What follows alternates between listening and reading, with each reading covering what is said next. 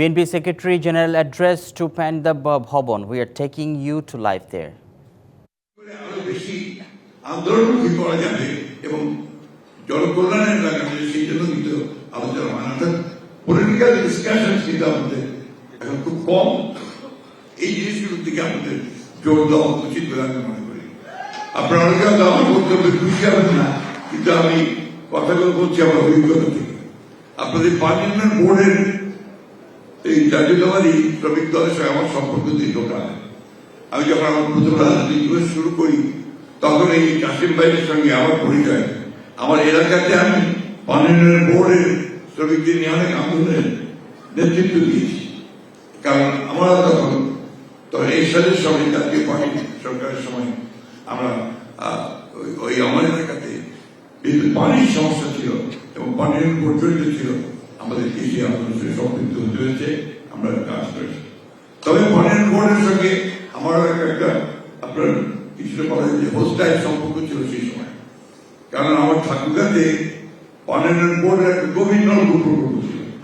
সেই প্রকল্পটিকে আমার parliament board থেকে নিয়ে এগ্রিকালচার মিনিস্ট্রির বরেন্দ্র বহুমুখী প্রকল্পতে দিয়েছিলাম।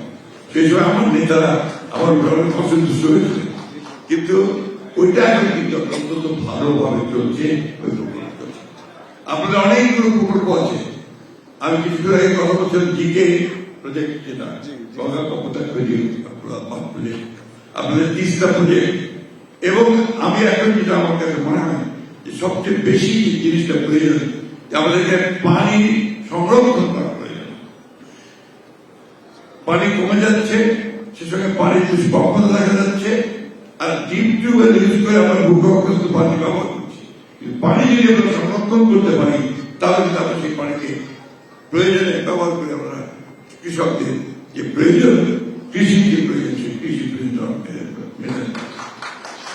আমাদের সচেতন ঘোষক শেখ জিয়াউর রহমান, তিনি খাল খনন কর্মসূচি দিয়ে শুরু করেছিলেন। তার ওই যে ইনোভেটিভ চিন্তা ছিল যে আমাদের সমস্ত খালগুলো যদি আমরা পুনরুদ্ধার করতে পারি তাহলে সেই যে পানির সমস্যা আমরা সমাধান করতে পারবো। এটাকে পার্লামেন্ট বোর্ড কিন্তু আগামীতে তাদের বিভিন্ন প্রজেক্ট হিসেবে প্রকল্প নিয়ে আসতে পারে, যেটা অবশ্যই আমাদের সার্বিক অর্থনীতিতে একটা ইতিবাচক ভূমিকা রাখতে সক্ষম।